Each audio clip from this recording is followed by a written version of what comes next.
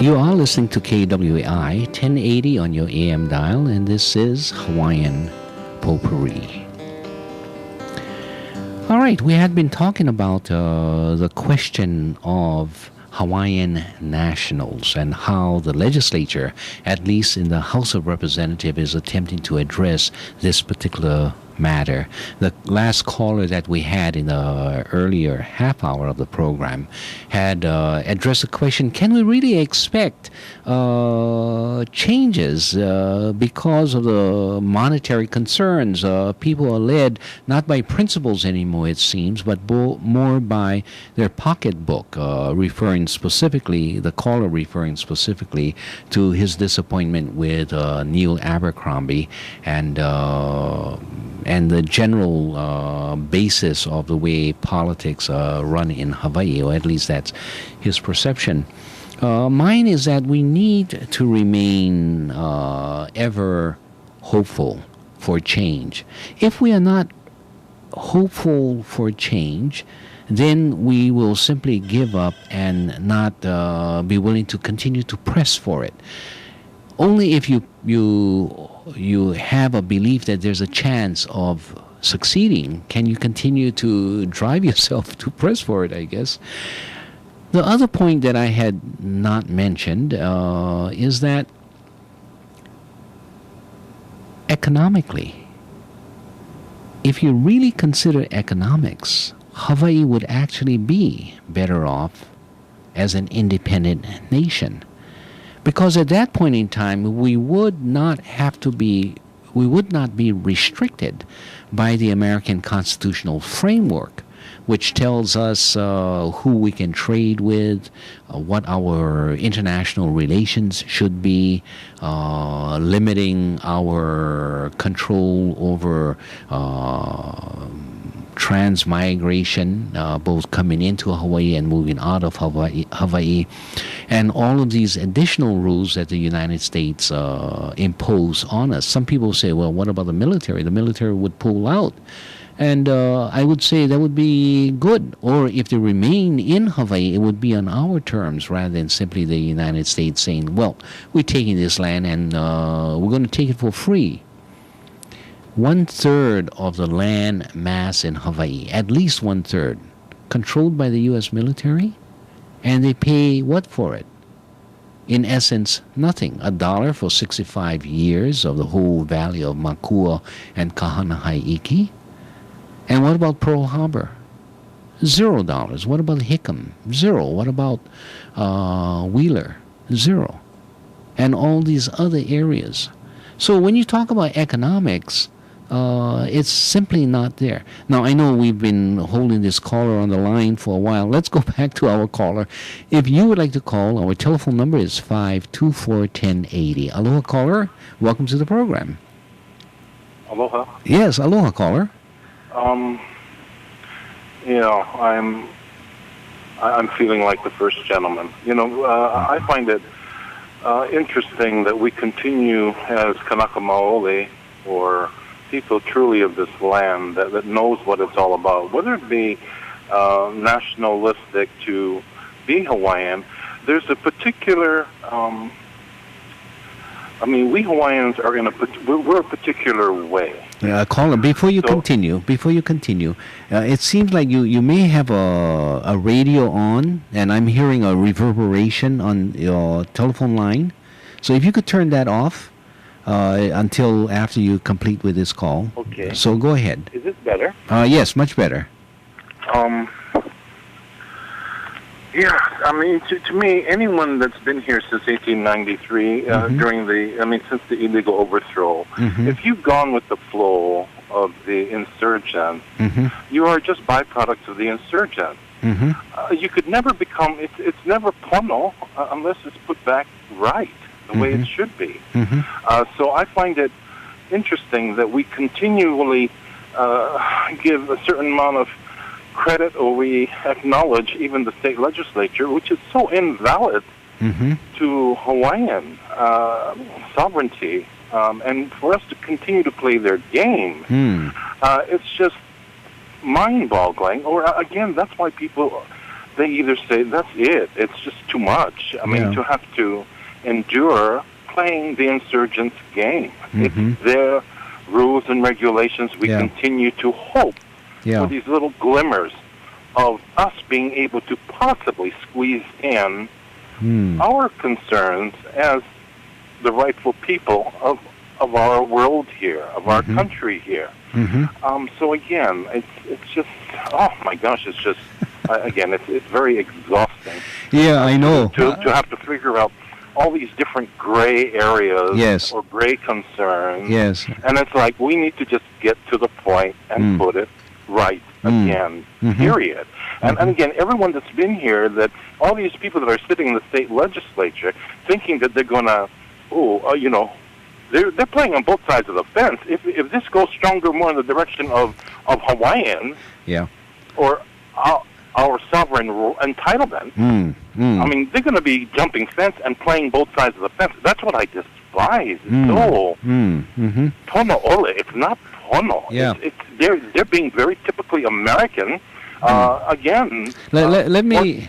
I understand what you're saying. Let me reflect on a conversation I just had about 3 days ago, sort of talking about what you have just said. And that was, and I mentioned earlier this gentleman, his name was Bill Isaacs. You may have heard of the Isaacs brothers, the musicians, Yes. So this was the uncle of the musicians. Otto Isaac and Barney Isaac and the rest. Yeah. So I'm talking about their father's brother. The Isaacs family go back in Hawaiian history as very close and loyal to Liliuokalani. And that family suffered as a result of that loyalty. So that Uncle Bill Isaacs went to law school, excelled in law school, and he and 5 or 4 other Native Hawaiians went to law school. When they came back and they tested, they always failed the test by half a point or 1 point or a quarter point. You need 80 points to pass the bar exam. But the people who controlled the bar exams were the Republicans who were part of that now legal framework. Whenever Uncle Bill would, and he took it 5 times, and whenever he took it and he asked to see the scoring and the results, they refused to allow him to see it.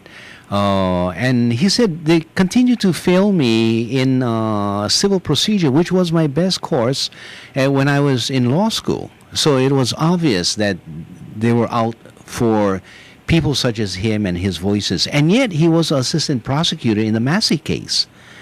He was known as a last district court practitioner. He could only practice in the district court and in the federal courts, but not in any higher court in the territory or in the state of Hawaii.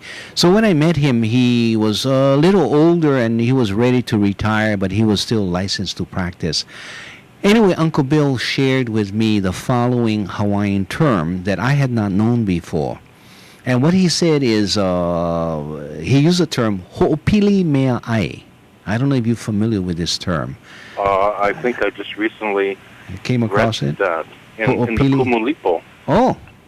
Well, anyway, ho'opili mea ai, according to his meaning of it, he said it is people who will ho'opili mea ai. They will stick to the side of the bread, or the side that of the butter that is buttering their bread. They will stick to the side that feeds him. Ho'opili mea ai.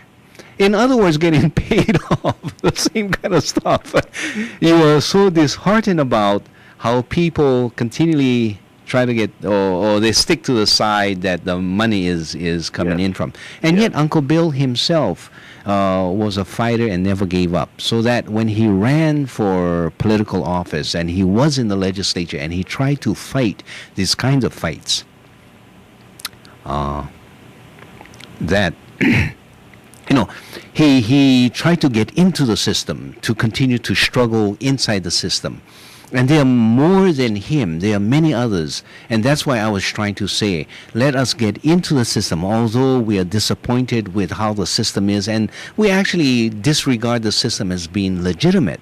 But if we are going to make the change, we need to also be in the system. I'm not saying it's good just to stay, or I'm not saying it's not good to stay out of the system. No, we need the warriors, we need the protesters, we need those other people who will continue to criticize.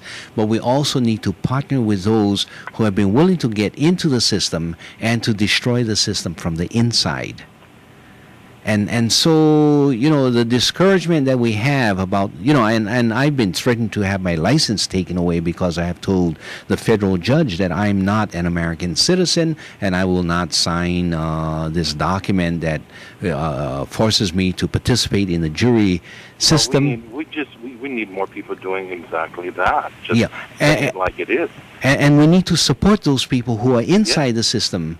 And not lose them, and that's why I'm so happy that Faye and her committee that has passed this resolution, because they too recognize the injustices. And you got a lot of not only Native Hawaiians or Poi Hawaii, but you have other non-Hawaiians who recognize the injustice and are saying, well, it's a matter of human rights. It's not what my particular interest. You know what's interesting? I must say, over the years of having to have been a person that entertained our visitors that arrived on our shore. Especially, there's so many wonderful, very intelligent people that's very much aware of our history that can feel our pain and they feel for us. I just wish we could relocate all those people right here. I mean, as far as having individuals that would properly represent our people. Yeah.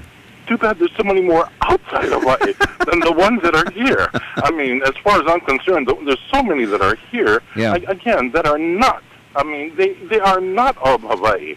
Their concerns is more of for their own benefit, whether it be from the continental U.S. or from the Philippines or from Korea. Excuse me. They have just planted themselves here, thinking that this is part of America. Guess what? Let's get with the program. You need to take another step across the ocean in that direction, but no come here and just remain here and then overwhelm us with us trying to educate these people that did not come here to Hawaii truly for Hawaii, which is so much more special than just money, money, money.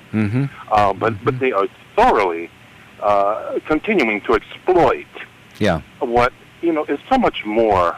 Hawaii is so much more. So I'm hoping, attending this gathering coming up next month with the Dalai Lama. I'm hoping he can help nurture my nurture me and your pain, trying to endure a little bit more. But let me share with you two stories. Okay, my wife Puanani has had the opportunity to meet and work with the Dalai Lama in California. And in one of the working sessions that she was in, she was with Native Americans, and the Dalai Lama had come down. And in this group, she heard this Native American woman talk about what has happened to her people. And she began and started talking about all the miserable things that have occurred to the Native Americans, to her tribe, and all of those things.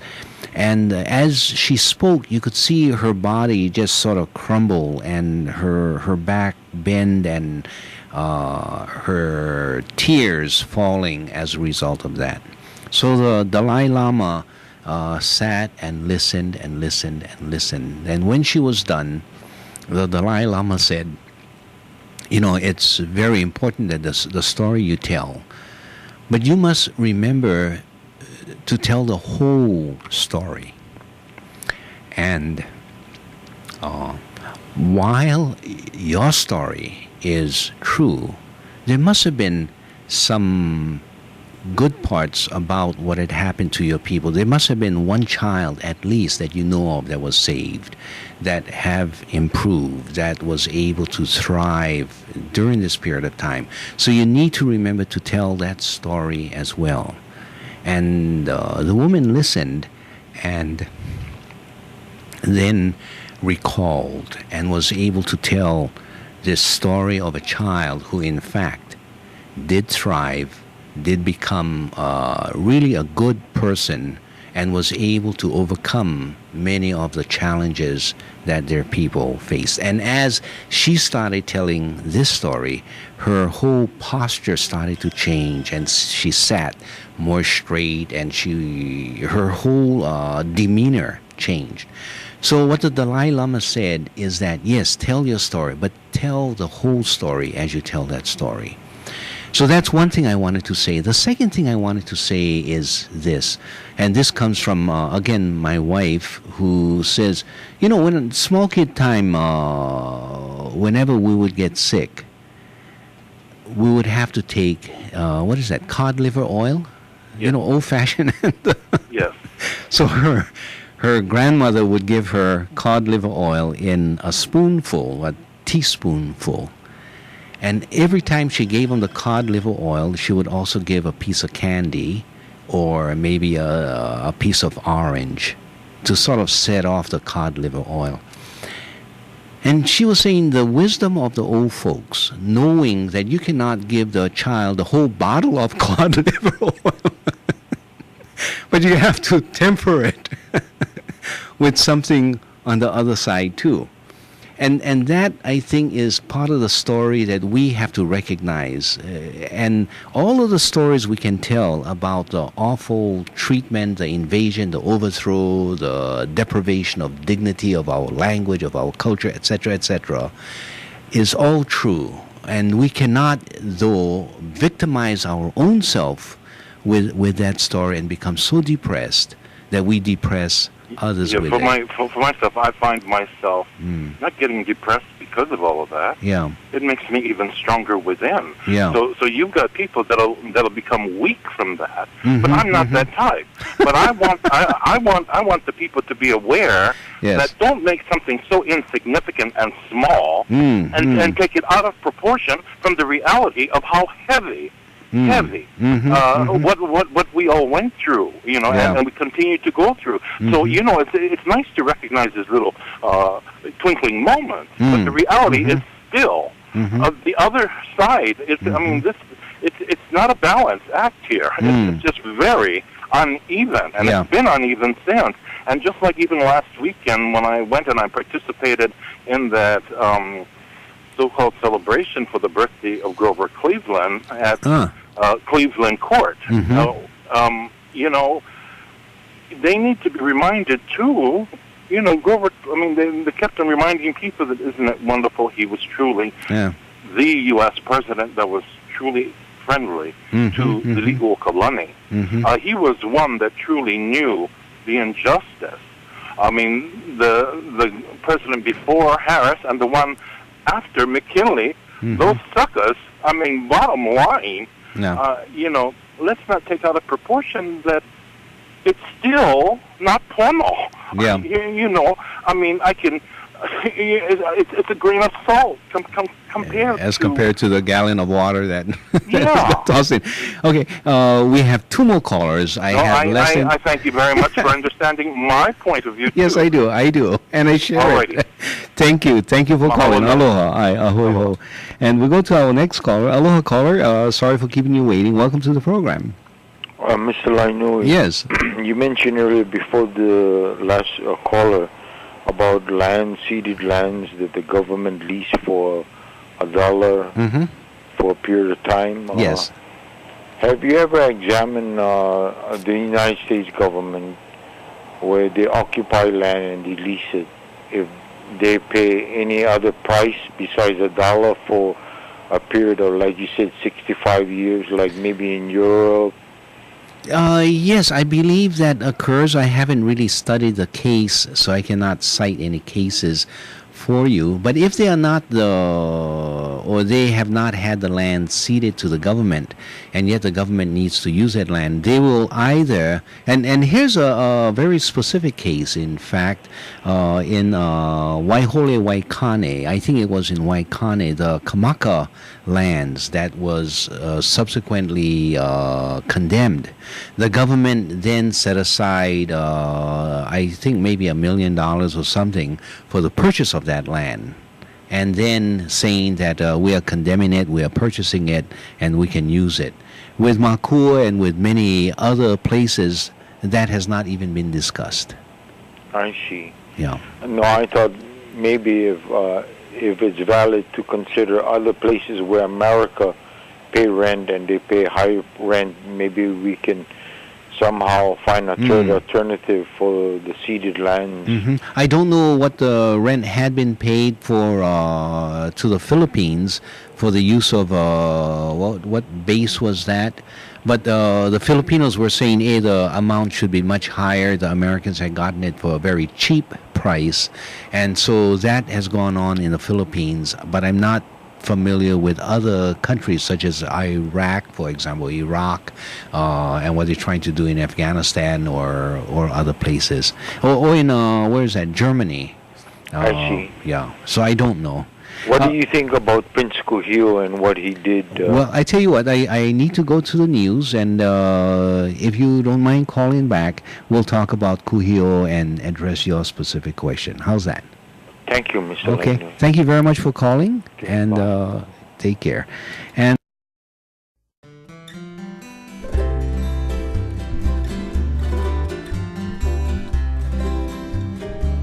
Kaulana na pua o Hawaii Kupa ama hope o ka aina Iki mai ka elele o ka loko ino Pala pala anunu me ka paka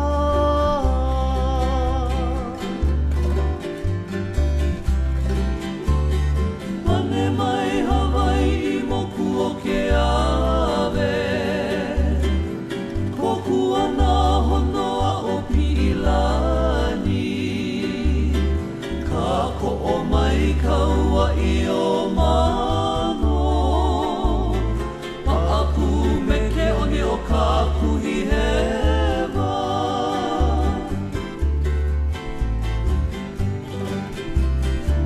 Aolea e kau I ka pulima Maluna o ka pepa o ka enemi Ho'ohui ai nā ku ai hewa I ka pono sibila a o ke kana